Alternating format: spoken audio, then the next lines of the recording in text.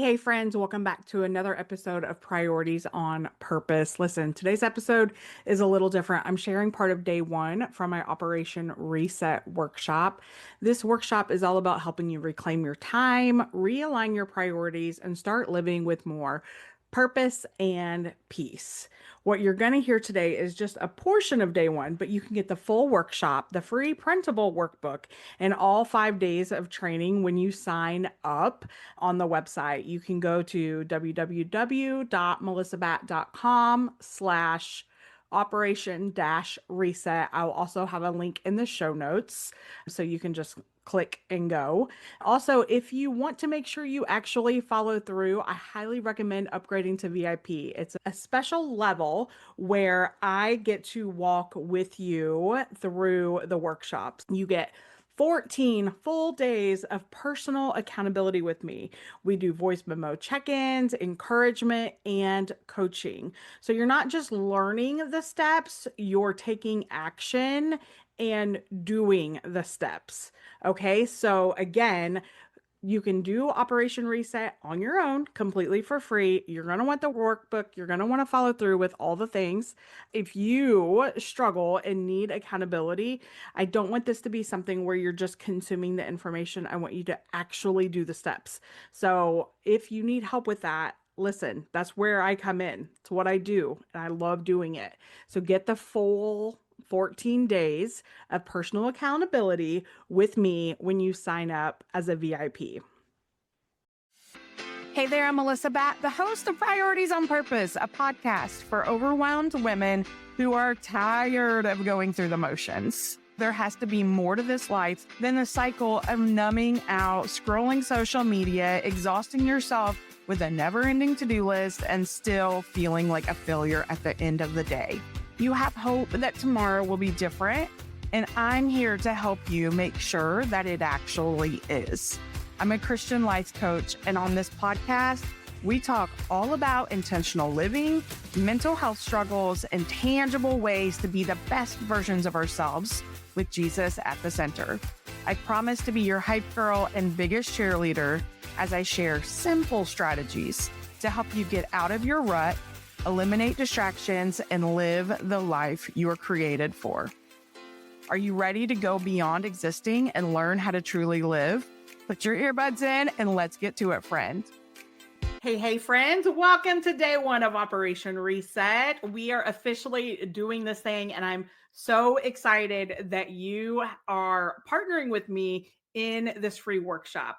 We're talking a lot about how we manage our time and our priorities during Operation Reset.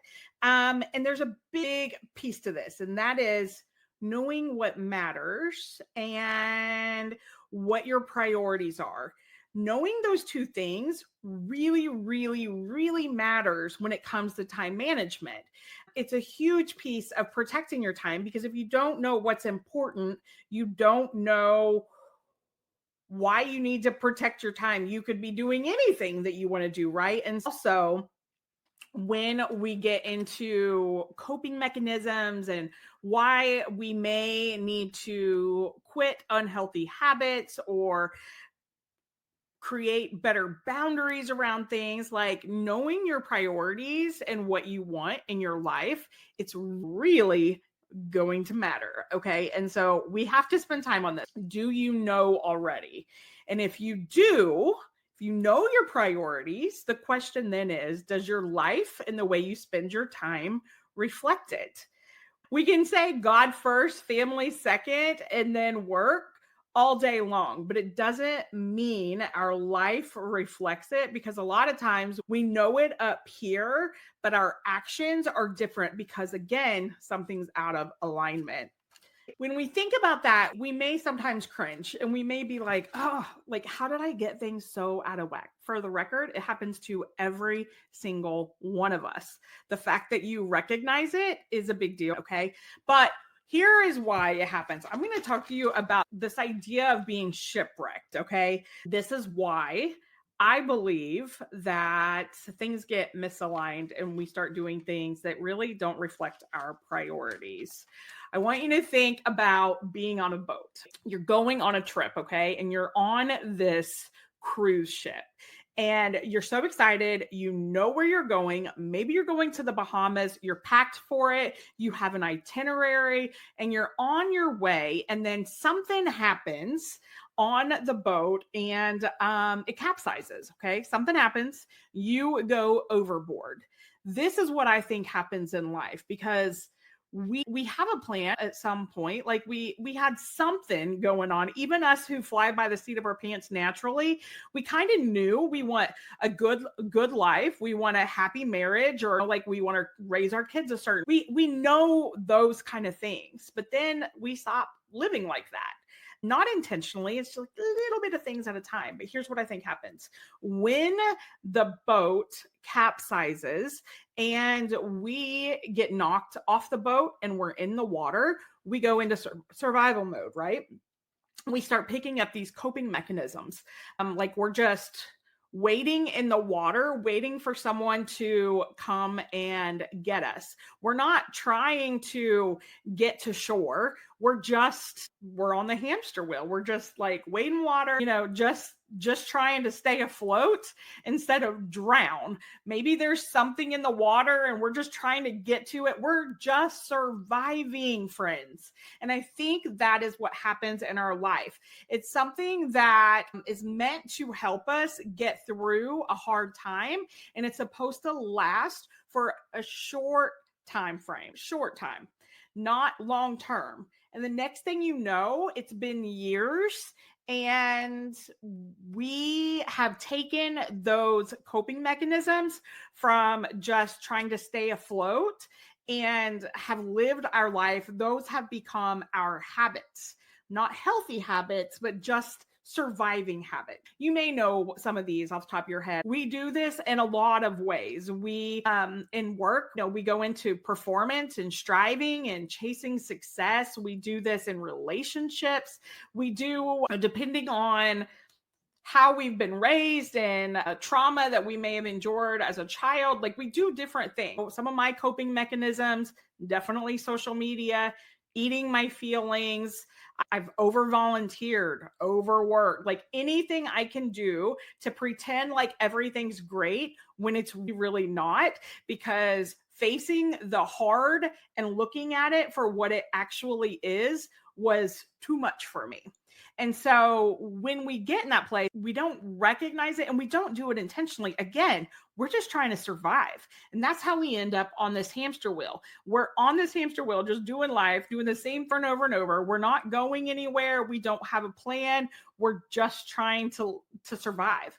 God does not want you to just survive. He does not want you to just exist. You were created for a purpose and with a plan, and you have a mission. He wants you to truly live. He doesn't want you to survive. He wants you to thrive. And so before we do that, we're going to look at a few things, because depending on how long you've been in survival mode, you may have forgotten about what you want or what your dreams are and that kind of stuff. Okay. So again, real quick, now that I'm back to my notes, sometimes coping mechanisms will look like binging Netflix, like I said, reading books, overcommitting, over volunteering, over shopping, eating too much. There's so many different ways that we do this. But somehow what was meant to help us get through in the short term becomes our new normal in life until something causes us to recognize things aren't great, and it has us searching for a reset. And this, my friends, this is your reset. And so we're considering this day one. It's a day to switch things up, to dream again, and consider what you want just in case things have changed. Some of you have been in survival mode for so long that you may not have ever answered the questions that I'm going to be asking you. Some of you guys may not be in survival mode at all. Again, do not skip past this part. Stick with me, friend. Okay? Stick with me. Pinky promise. Questions to help you know where you are going and what's important to you. Not too long ago, I was reading my Bible in the book of Mark, and something like just, I don't know, for weeks, I just kept seeing it over and over. And it was this idea where Jesus was asking in scripture, what do you want? And I felt like during my prayer time and when I was journaling, I felt like God was asking me, what do you want? And I don't know that I had ever answered that boldly with conviction. And honestly, I don't even know that I knew what I wanted. I had to journal through that. And I was like, what do I want? And so several times in the New Testament, Jesus asks people what they want.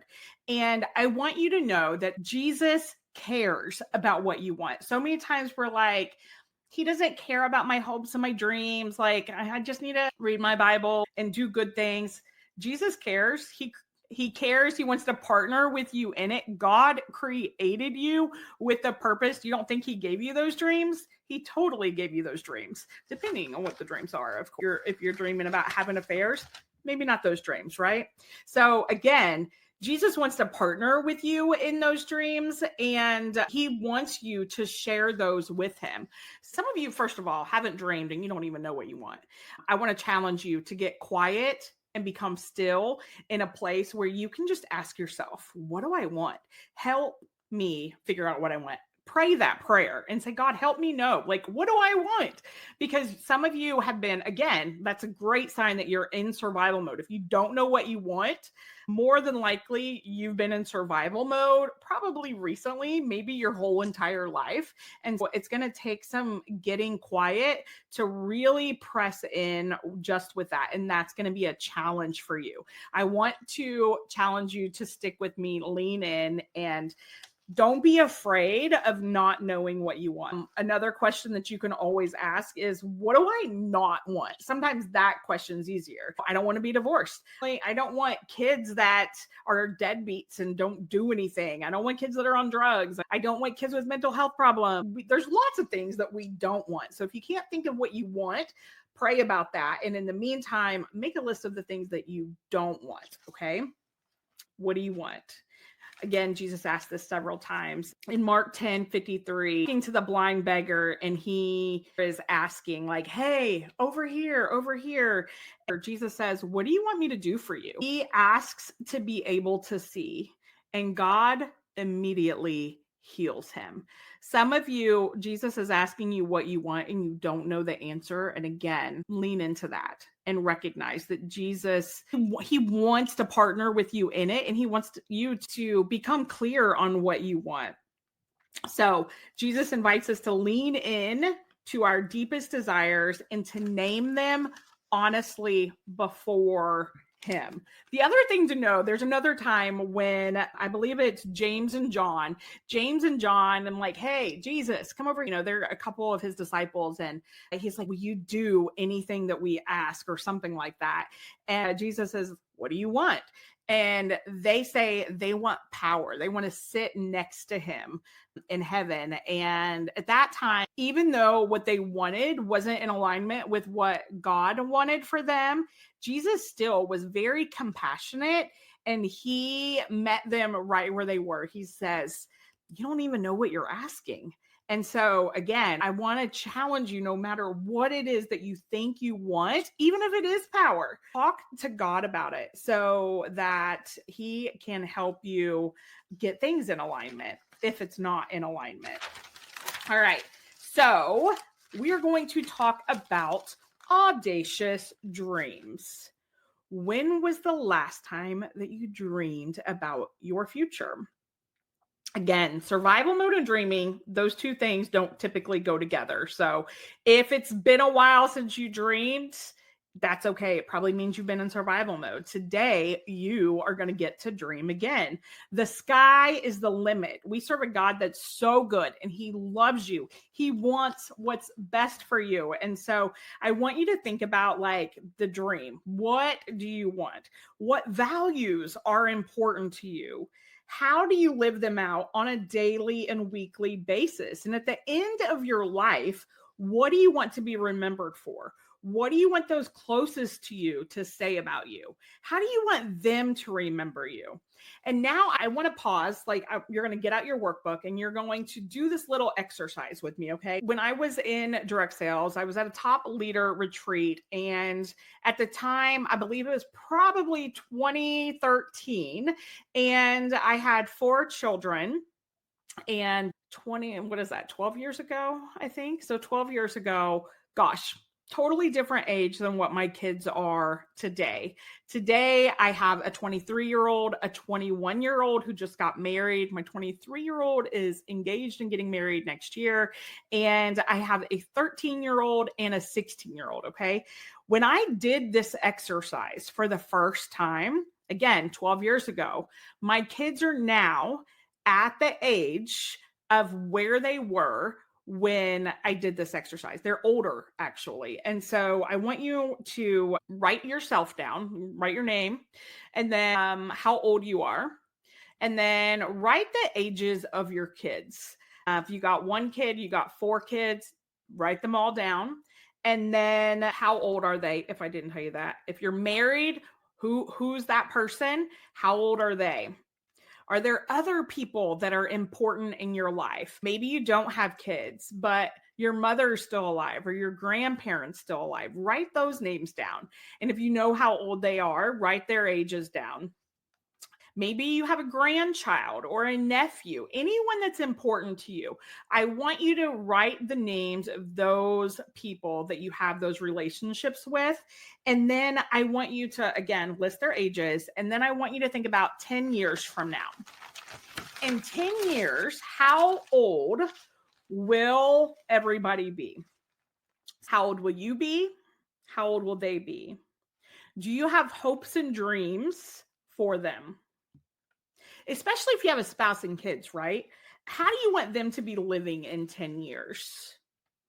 I don't know about you, but I know for me, I have a lot of prayers and high hopes for myself and the people that are in my life. Do I want them walking with Jesus? Do I want to have a happy, healthy marriage? Do I want to be out of debt? Do I want my kids to be living for Jesus? I have all of those things that I have written down for myself. And now I want you to ask yourself, is the life that I'm living today going to help them get there? What am I doing to impact that? Because yes, everything's not your responsibility, but I do believe we do have impact. And for your spouse, if you want a healthy marriage, that's going to take your doing a little bit of work, right? Your children, you want them to grow up and know Jesus. Are you reading the Bible with them? Are you taking them to church? Are you having conversations with them that are hard when something bad happens or when they see something on TV that doesn't really reflect your values? Are you having those kind of conversations? Are you talking to them about different opportunities? Are you talking about your own walk with God? Same thing with getting out of debt. Maybe you want to be debt free. Are you still using the credit card? Girl, if you're still using the credit card, that is not going to help you be debt free, right? We have to look at these things to see, am I living the life today that's going to help me become the person that I need to be to live these things out or to impact those that are in my life? And here's just some of mine personally, okay? 10 years from now, my youngest child will be 23 years old. She is such a mama's girl. I thought I was done having kids. Here I end up pregnant, and I thought there was no chance I was ever going to have a girl, and she's a gift. I want her serving God. I want all of my kids serving God. I want them to be confident in their convictions. I want them leading in their life. I want them to come visit home and hang out. I want to be debt free. I personally want to have written some books. Again, you have to ask yourself, like, am I living like that? What am I doing today to get me closer to that? And this is going to help you know where you should spend your time. If those are your goals or your dreams, then what kind of goals can we set in the short term to help us get there? Again, I want to be happily married, and I want us to be having fun and spending time traveling, spending time with our grandkids. I expect grandkids by then. I already have one child married and another one getting married next year. I think 10 years, grandchildren. Absolutely. And one already moved back to Georgia, and I'm in Kentucky. So I am going to be traveling. I want to be financially stable, debt-free, able to give freely, serving God, making a positive impact on others as we live out being the hands and feet of Jesus. Again, how am I living today to help me be that person? I want to be running around. I don't want to be tired. I don't want to be miserable. I don't want to be sick. How am I taking care of myself today? Do you have dreams and aspirations when it comes to your finances, your career, your relationships, your personal relationship with God, your health? And what would you want to do in your life if you were guaranteed success? If the sky is the limit and you could do anything in the world without money being an issue, what would you want to do? Have you ever asked yourself that question? Now is the time to dream, friend. I want you to ask yourself that question. What would you want your life to look like? You could just snap your finger and it all happened. What would you want it to look like? If money weren't an issue, if you weren't afraid, if your insecurities were no longer a thing and you weren't afraid that people would look at you weird because you don't talk like certain people or you don't look like certain people, I want you to really take some time to think about that. What would you want? Again, because when we know what we want, we will be a little bit more accepting of the things that it will require. We're going to do this little why exercise, okay? And this is something that for those who are going to be doing VIP, we're going to do this exercise together. So VIPs, I hope you will join me so that we can do this together, because I promise you that doing this exercise, you can do it on your own, but I promise you that if we do it together, you will get to that gritty place where you're like, ugh, you want to cry.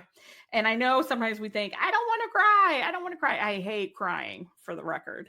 But when there are so many distractions in our life, we have to get super gritty to know that we know where the root is on our why. And so the why exercise, basically, you ask yourself those questions. If money weren't an issue, if fear wasn't an issue, if your insecurities weren't an issue, if literally you could just snap your fingers and do the thing, what would you want to do? And I want you to do this for yourself personally. Okay. Sometimes it's easy for us to think about our kids and our spouse, but I want you to think about this for you as someone who struggles sometimes with feeling unworthy. I don't feel worthy enough to even recognize what my own dreams are. And so I want to challenge you to lean into that, even if it's uncomfortable, and ask yourself, what would I want? Don't deflect. Okay. Don't deflect. What would you want? And then I want you to ask yourself, why? Why do you want that? Why does that matter? Why would it be important? What would it feel like to have that, to be that? Okay. And when you write this, you're going to write it out on paper. You're going to write what you want, and then you're going to ask the why, and then you're going to write the answer to that.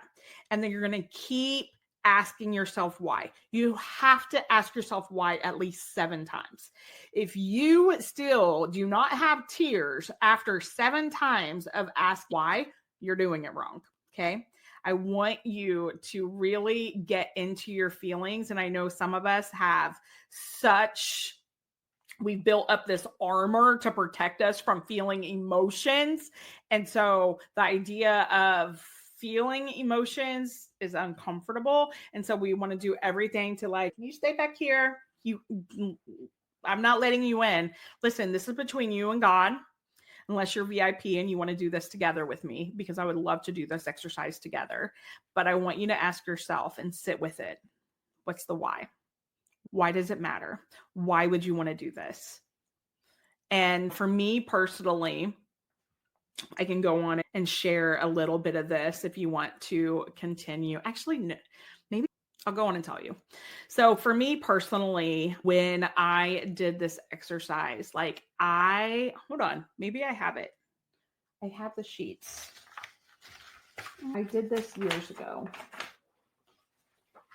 I pulled this question from a workshop I did in 2019 because it was so good. I have a mission statement and everything. I'm going to read it just from here because I think that'll be very raw and fresh. So, speaking life into women to help them overcome obstacles and make a positive impact in their life, family, and community. I might cry, but I'm gonna try not to for sake of time. Okay, so when I ask myself, like, why does that matter? It might be like, because I want to help people. Why do you want to help people? I want to help people because for a long time I wanted a mentor and I had to figure things out on my own, and it took a lot of time. Why? Because I could save a lot of time and heartaches and do a better job than what I've done now. Why? Because I missed a lot of things. I neglected my main priorities and I missed things. I shared a little bit about this in the welcome part, I believe, but I missed some things. I had a kid who was struggling really bad. I remember worrying that I was going to find a letter and he was going to end his life. If you've ever had a child that has struggled with that, man, I don't wish that on anyone, but it was terrifying. And I could have missed that. I assumed everything was okay because on the surface, everything looked okay. He was a little angry, but it was not okay. Looking like he was successful. He had a girlfriend. He was an athlete. He had friends. Everything looked great, but it wasn't. And I could have missed that. And I don't want any other mom to feel what I feel or worse, not catch it in time. And so that is one reason why this means so much to me. Another, I have a child who was being groomed by a neighbor, and I almost missed it. At the time, I felt like God wanted me to use my voice, and I had been working on this and learning to speak up when it was uncomfortable and in controversy and in conflict. And when it was just extremely uncomfortable, I was learning how to advocate for myself and for my kids. And I was able to speak up. But I also know who I was years before. And I'm not sure I would have recognized it. I definitely would not have leaned in to my instincts. I may not have trusted them. I would have thought, oh, that's a good family. They're good Christian people. They go to church. They look like 100% could be on the cover of Christian World, whatever, like the ideal Christian family. But because I had done the work and God had walked me through this, I was able to trust my instincts. I was able to ask the questions. I was able to make the decision to acknowledge it. Some people can't even acknowledge it. I made the decision to go to therapy myself. I had to make the decision to move out of that neighborhood. A lot of different things that if I hadn't done the work that I had done, I may have done differently. And our life would be extremely different. And so again, those two very different examples. I want to be the person that can walk along with someone and be like, I know this sucks. I know you're having marriage issues. Like, let's lean in. How does this make you feel? What's going on? What's the trigger? Where are you being triggered? I just want to be the mentor that I wish I had, because I really, really needed it. And I didn't have it for a really long time. So again, get into the meat of it, the nitty gritty where it hurts and is uncomfortable. That's when you know that you're onto something. That matters, okay? Once you have that and you know where you're going, distractions are going to come, but you're going to stay focused because it matters that much. When survival mode happens and you get back in survival mode, because listen, I've been in survival mode several times since I started doing this work. But survival mode doesn't last near as long as it used to because I'm intentional now. I'm aware of it. I know what to look for. And I know that I can take a day, but I can't take forever. I got to get back to where I'm going. I got to get back on the path. Sometimes when we're in survival mode, we're just so busy trying to pretend like we are not drowning and about to die in the water because we shipwrecked, that we don't even recognize the people that are there trying to lend you a hand and help you get back on the boat or to get on a different boat or hand you the life preserver, right? And so again, I just want to challenge you, lean in, friend, and let's continue this workshop. I know today is hard. Tomorrow it's going to be so much better. I'm going to give you everything I know on time management. We're going to talk about tracking your time and what you're going to be doing with your time, because at the end of the day, we all have 24 hours. It's what we do with the 24 hours that matters most. And I have a lot of time hacks. A lot of people say they can't do one-on-one coaching because they don't have time.